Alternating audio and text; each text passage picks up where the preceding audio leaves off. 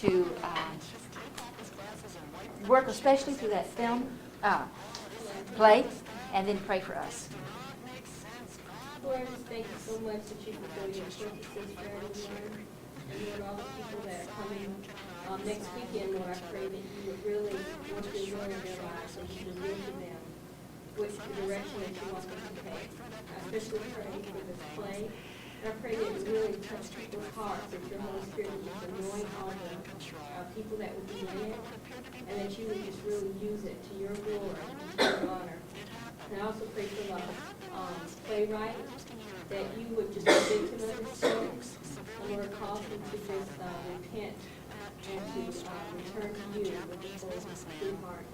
I pray for Mrs. Phillips today as she teaches our class, and Lord, I just thank you so much that we are learning this material, and I just thank you for her, and I just pray that we all just be receptive. In Jesus' name. Amen. Thank you.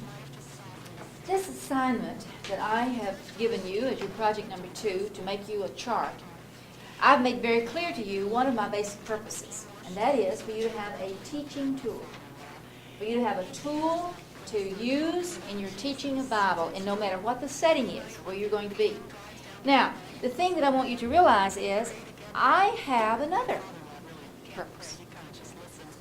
And today, I would like to tell you what my other purpose is.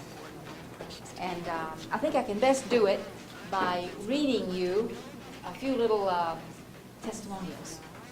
I have a letter here that was written to me several years ago, back in 1985, by Bruce Mills, who graduated. He came to CBC and was here for 2 years and left and took a sabbatical, went to Japan for 2 years. And then he came back and finished up his program.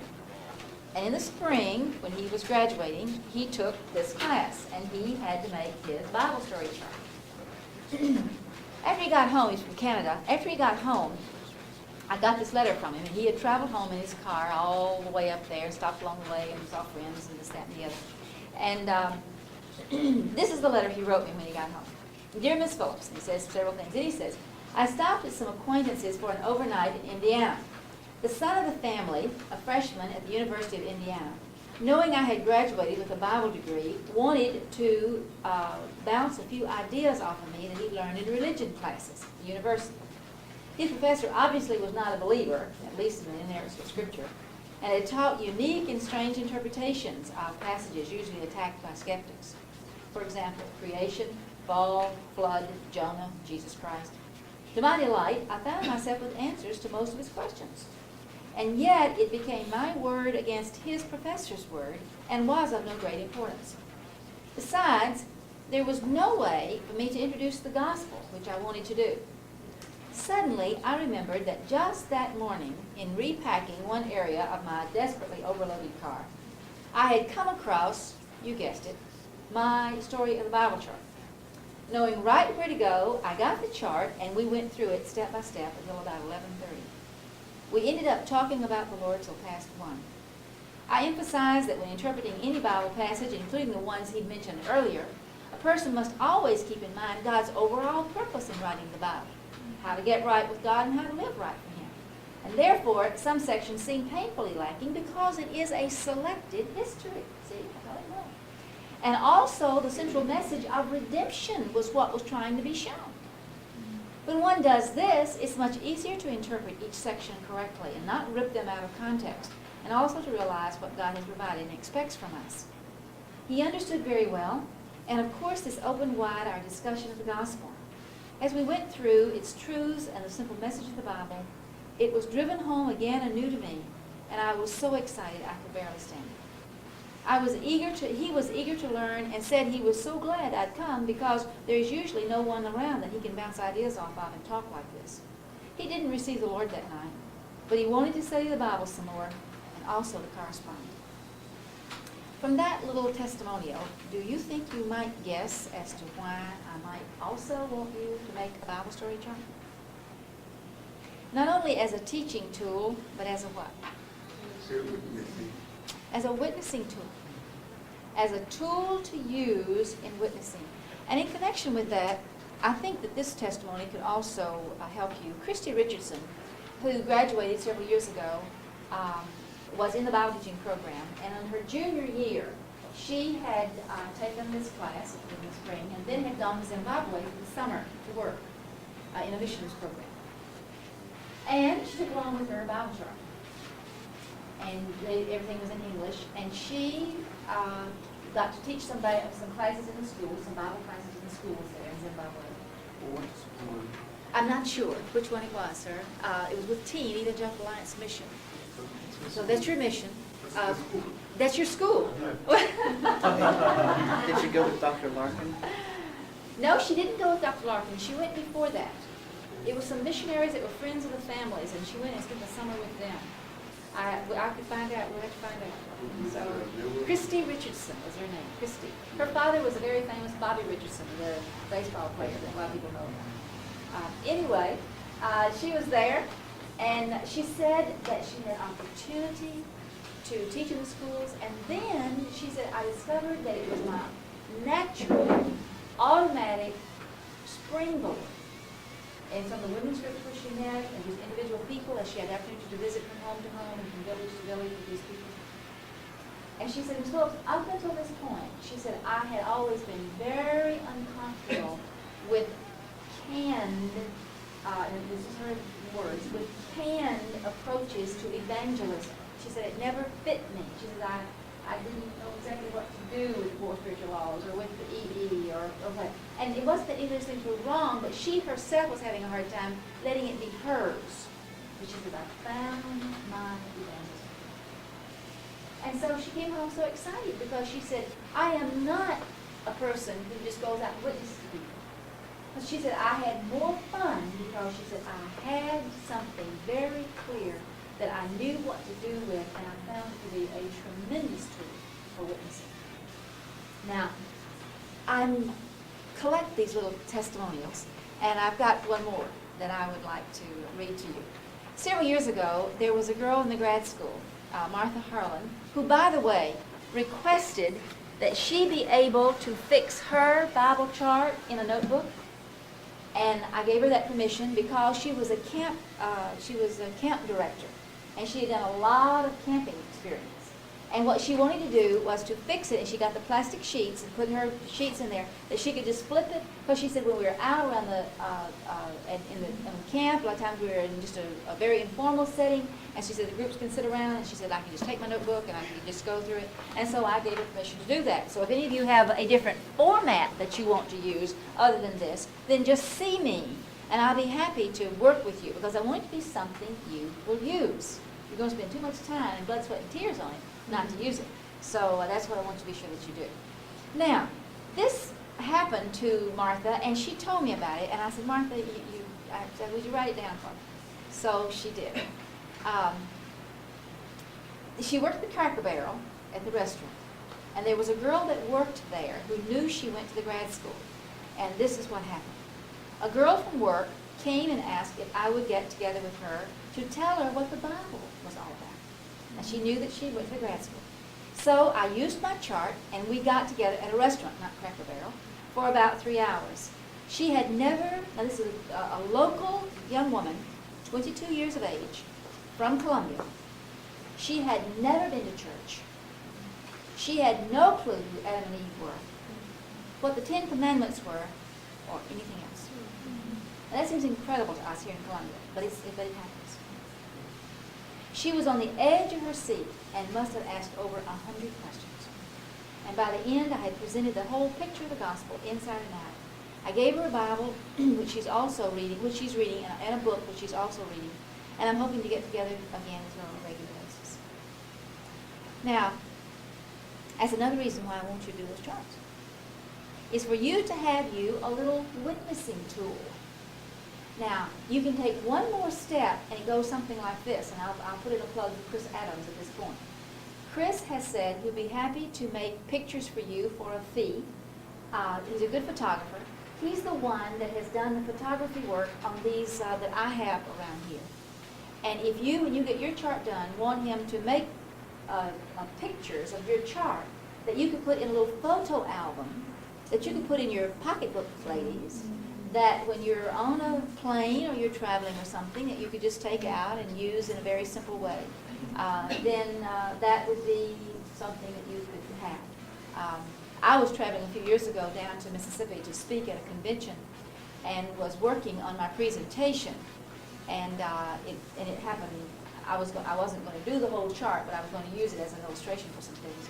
And I was sitting by this young man who was getting ready to go see the world. He just joined the military, and he was leaving home. And I was old enough, I'm sure, to be his mama or his grandmama one, and he was needing some woman, some motherly woman to talk to. So we got into quite this conversation. Well, he won't know what I was doing, and so I told him. And I just lived there, and before it was over with, I had just sat down and taken my little piece of paper, and we'd gone through the whole story of the Bible. And at the time, I thought, I'm just having a photo album with some of those, with one of those things that would really be neat to be able to do. So, but that's an idea for you. So that's another reason. But ideas are another reason. And the other reason was beautifully made a transition for me with Richard's roommate last class, because he was in here. Gamini. Some of you know him. He is a young man who has a Buddhist background from Sri Lanka. And he said it took him 5 years to understand. His friends were witnessing to him and talking to him about Jesus. And he said it took him 5 years. They kept putting all these different things and all these stories, and it just was one big confusion to him. And he said that so many of his friends that were witnessed to didn't ever follow through because they didn't understand, they just lost interest. And the day after I had finished doing the overview in his class, he came up to me afterward and he said, Ms. Phillips, if someone had done that with me, I don't think it would have taken me 5 years to have caught on what the whole picture was all about. So I asked him to share that last class, and he did. And with that as my backdrop, I would like to take one more step with you. And there are those of you in here who are going into missions. And this is not just something, and by that I mean cross-cultural missions. I guess I shouldn't say it like that, because cross-cultural missions takes place every time you almost go from one town to the other, or from one state to another. And especially, like when we go on Willow Lane in the mornings on Sunday mornings, we cross a cultural barrel every Sunday morning to go and work with those kids. But my point is, into more, say, an unevangelized or a non area where they don't have the Bible, or where they're just getting the doctrine for the first time, or where they may have the Bible but don't have a good picture of what's going on, as it is here. But I want to share with you several things that have happened over a period of years. Back in 1986, I picked up a publication from the U.S. Center for World Missions that I was receiving. And just glancing through it, and I happened to see, I don't know particularly why, I'm sure the Lord directed my attention. I was just reading through some articles, wasn't even reading all of them carefully, just glancing through them. And I got to this particular one. It says, it was talking about spiritual warfare, do we need new eyes? And it was just different things that was being said. And I was looking here, and this is what I came across. It says there was a Mrs. Brown who was with the Africa Inland Mission, who was working at the U.S. Center for World Missions at that time, had been in a meeting, and she was describing the experiences of Frank and Carolyn Lowe, who are New Tribes missionaries who were in Papua New Guinea, in a real unevangelized third, kind of situation, a people's group that had not been touched. New Tribes Missions has been pursuing, listen up, a quote-unquote new chronological approach to the preaching of the gospel. My ears perked up. Instead of beginning with the story of Christ, they begin at creation and the work of and work through the Old Testament. By the time Jesus appears in the narrative, the people are waiting with bated breath. They can hardly wait for the climax they know is coming. The Lowes wrote in February that despite the fact that they are still in the midst of the Old Testament narrative, the old men have been confessing their sins. And we're seeing a growing conviction in many. This is a quote. Tall, one of the older tribesmen, was yelling one day at the conclusion of one of the teaching sessions, what happens if I die before we get to the end of this teaching? Now, when I read that, I just sort of went into a orbit, and I thought, that rings a bell. That clicks. Because back in 1973, when I first came here to work, and it was either the next year or the next year, we had a visitor on campus, Mr. Gil MacArthur, who had been in the grad school here at CBC, back, CBCS now, whatever, it was the grad school, back in the 60s. He was from New Zealand, and left and went back as a missionary to New Guinea, Papua New Guinea. And he was visiting on campus, and the McQuilkins invited a number of us new faculty members to come to their home for a meal, and Mr. MacArthur was there, and to meet him and just to have a nice time together. And Mr. McQuilkin asked that night when we were there, he says, Gil, I'd like you to tell these people about the interesting approach that y'all used when you went into New Guinea to evangelize the Inequality of the tribe. And so Mr. MacArthur said, well, sure, we'd be glad to tell. So we began to tell a story. And the story went like this. He, a New Zealander, a Canadian fellow, and an American fellow, all got together, and I do not know what mission board they were with, but they got together and they went in together to New Guinea to attempt to reach a tribal area. Now, they were also working in connection with the Dutch government, because the Dutch government was quite concerned about a lot of these tribal groups that lived in these way. New Guinea is just nothing but hills and mountains, mountains,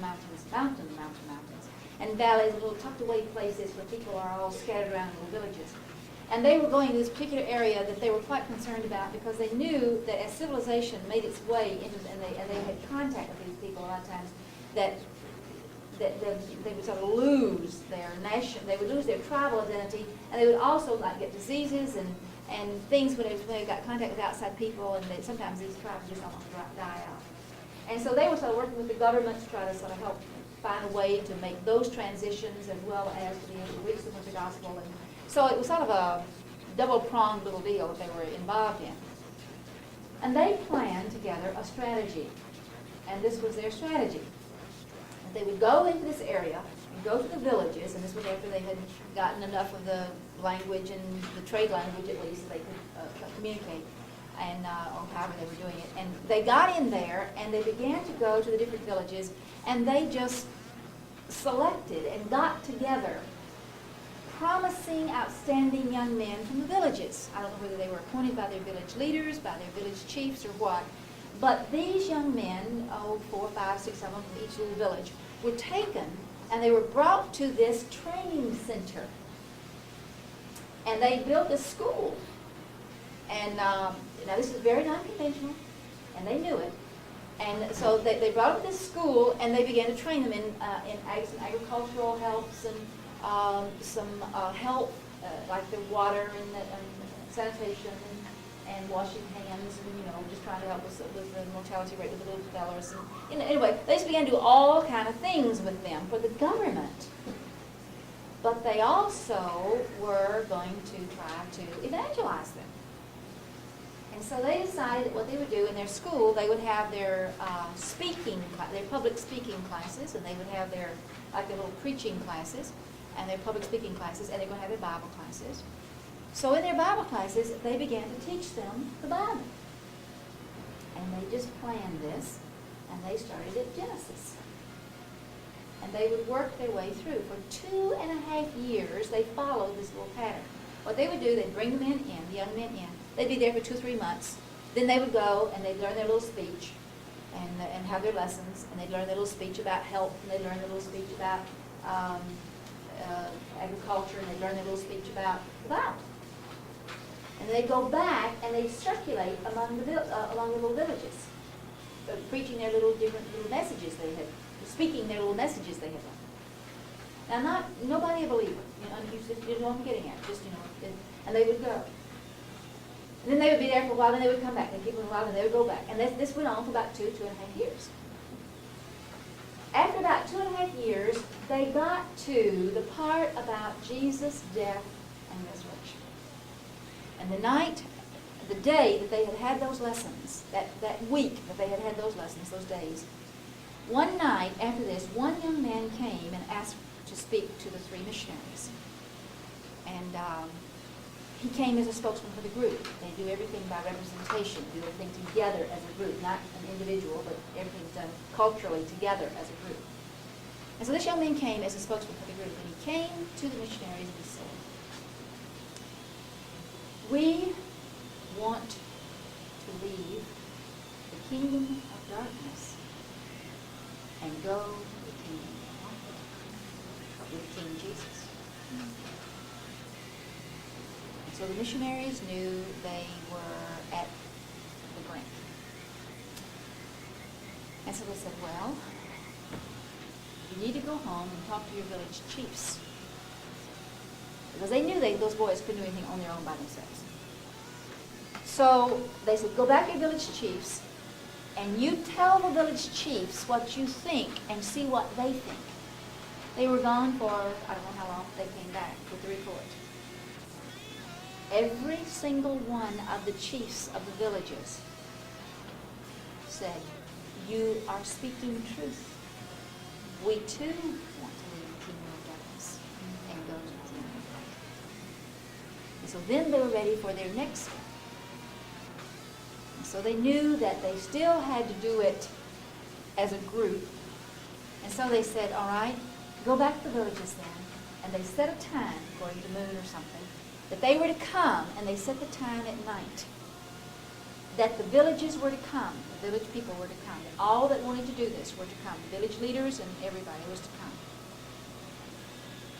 That night, when it was set,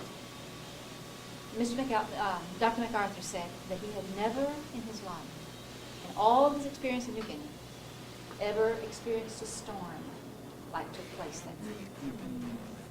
Now, they chose the night because they were saying they were leaving the kingdom of darkness and going to the kingdom of light. And they were animist, and they worshiped all the gods and this, that, and the other.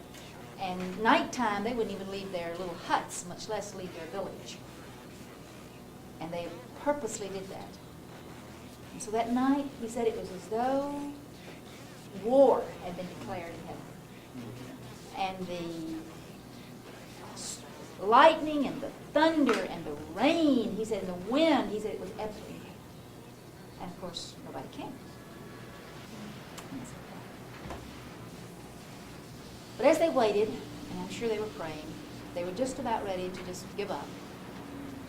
Things began to settle down a little bit, and they began to hear noises. They began to realize, because coming from all directions around, wrapped in banana leaves, were a dozen, and 2 or 3 dozen, and 25 here, and 10 here. And before that night was over, hundreds of those people had come and leave. And as they looked out and saw that sea of faces, they had their next step to take. And they knew that even though culturally it was to be a tribal decision, they also knew that biblically it had to be a personal decision. And so what they chose to do was this. They said to the men and the women, "If you are ready to leave the kingdom of darkness and enter the kingdom of light with King Jesus, you stand and you give your name and you make that declaration, I am leaving the kingdom of darkness and I am going to the kingdom of light with King Jesus." And one by one, by one, by one, by one, by one, by one, by one, they would, man by man by man. Each man standing to his feet, saying his name and making his declaration. Standing to his feet, saying his name and making his declaration. But not a woman stood. All the men did. And then finally, a woman here stood and said her name. Another one stood and said her name. Another one stood and said her name and made her statement. All the women didn't do it. And they did not know then, but they found out later, that in that particular tribal group, only the mother and the daughter know the name of the girl. And when the child is old enough to remember, she is taught her name by her mother. But then after that, the name is never, ever again mentioned or said. Because if it's said, evil spirits will get it and get the person. And so they always go by this other name. And those women were standing, and for the first times in their lives, they were saying their names, their real names, for these other people.